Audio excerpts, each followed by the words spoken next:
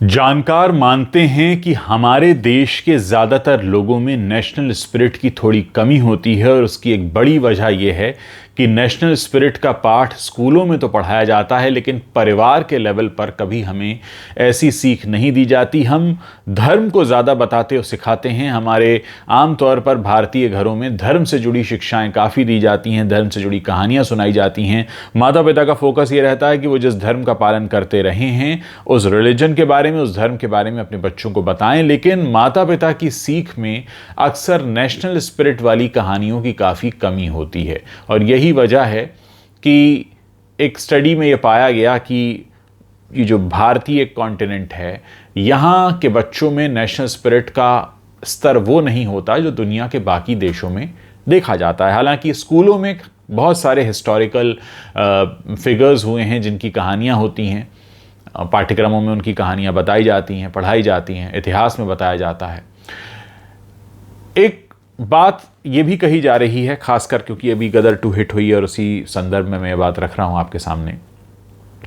कि अगर फिल्में ये बीड़ा उठा लें कि हमारे देश में नेशनल स्पिरिट की जो कमी है उसको पूरा करने की जिम्मेदारी अगर फिल्में उठा लेती हैं, क्योंकि फिल्में एक बहुत बड़ी सॉफ्ट पावर हैं। फिल्मों में जो कहा जाता है, बताया जाता है, वो हमारे मानस पटल पर अच्छे से अंकित हो जाता है और हम उस तरफ सोचने लगते हैं, उस तरफ बढ़ने लगते हैं। क्योंकि ये उम्मीद हम देश के न्यूज़ चैनल से तो कर नहीं सकते, क्योंकि न्यूज़ चैनल्स अक्सर पॉलिटिकल पार्टीज़ के एजेंडाज़ को परोसते रहते हैं और उनमें नेशनल स्पिरिट से ज़्यादा उनमें धार्मिक बहस को ज़्यादा जगह दी जाती है। और कहीं ना कहीं बॉलीवुड भी अपनी एक ज़मीन तलाश रहा है कि कहाँ पर वो खुद को खड़ा कर सके। अभी तक बॉलीवुड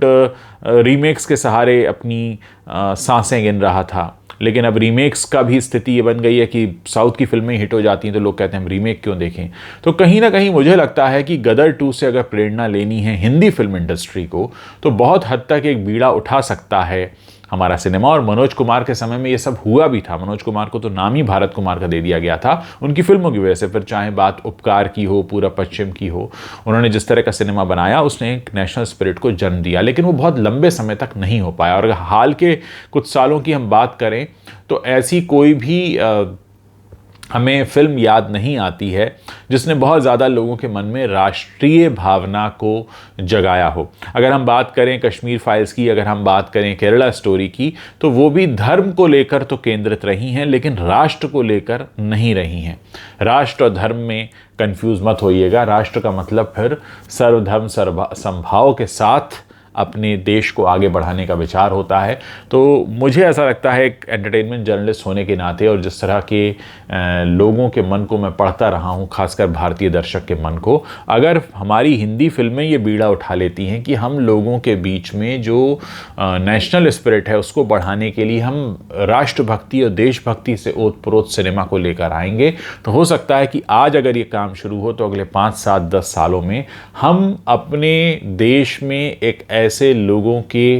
भारी संख्या को देख पाएंगे जिनके अंदर देशभक्ति की भावना कूट कूट कर भरी हो और राष्ट्रभक्ति की भावना कूट कूट कर भरी हो, जिनमें नेशनल स्पिरिट बहुत अच्छा हो। क्योंकि हम ये तो देखते हैं कि जब 15 अगस्त आने वाला होता है या 26 जनवरी आने वाली होती है, तब तो एक ऐसा बुखार चलता है कि सब देशभक्ति की बात करते हैं। लेकिन जैसे ही 15 अगस्त और 26 जनवरी पार हो जाते हैं, एक आध हफ्ता बीत जाता है, तो फिर हम बैक टू द पवेलियन वाली स्थिति हो जाती है। लेकिन आज क्योंकि अब स्वतंत्रता दिवस आने वाला है और हम गदर 2 जैसी फिल्म अपने सिनेमाघरों में देख रहे हैं, तो कहीं ना कहीं एक बहुत बड़ी कोशिश ये बॉलीवुड कर सकता है। और बॉलीवुड अगर अपने कंधों पर यह जिम्मेदारी उठा लेता है तो उससे 2 भले होंगे। एक तो बॉलीवुड का खुद का अपना भला हो जाएगा, हिंदी फिल्म इंडस्ट्री का जो बहुत समय से जूझ रही हिंदी फिल्म इंडस्ट्री। दूसरा, न सिर्फ बॉलीवुड अपनी इमेज साफ कर पाएगा, बल्कि लोगों के बीच एक क्लियर कट संदेश जाएगा कि हाँ, बॉलीवुड हमारे देश के बारे में सोचता है, हमारे देशभक्ति के बारे में सोचता है। और कहीं ना कहीं जब हम एक ऐसा माहौल बनाएंगे जिसकी आज सबसे ज़्यादा ज़रूरत है, क्योंकि जिस तरह से हम देख रहे हैं धर्म के नाम पर, जात पात के नाम पर लोग आपस में झगड़े करते हैं, बहस करते हैं, हमारे न्यूज़ चैनल तो और उसमें आग में घी का काम करते हैं। ऐसे समय में अगर बॉलीवुड अपनी ये पुख्ता जगह बना लेता है कि देशभक्ति और राष्ट्रभक्ति की बातें करें, वैसा सिनेमा बनाएं, वैसी कहानियाँ लेकर आएँ, और बात सिर्फ ये नहीं है कि आप इसके लिए किसी हिस्टोरिकल फिगर की कहानी सुनाएं, बल्कि आज के परिप्रेक्ष्य में एक तो होता है कि हमने राष्ट्रभक्ति के लिए आपको 18वीं सदी के किसी महापुरुष की कहानी सुना दी, 19वीं सदी के या 17वीं सदी की या 16वीं सदी के किसी महान भारतीय राजा की या महान भारतीय योद्धा की कहानी सुना दी। उससे कहीं ज़्यादा ज़रूरी ये होगा कि हम आज के परिप्रेक्ष्य में, आज के समय में हम बात करें राष्ट्रभक्ति की, क्योंकि यही एक सबसे इम्पॉर्टेंट सूत्र है जो भारत को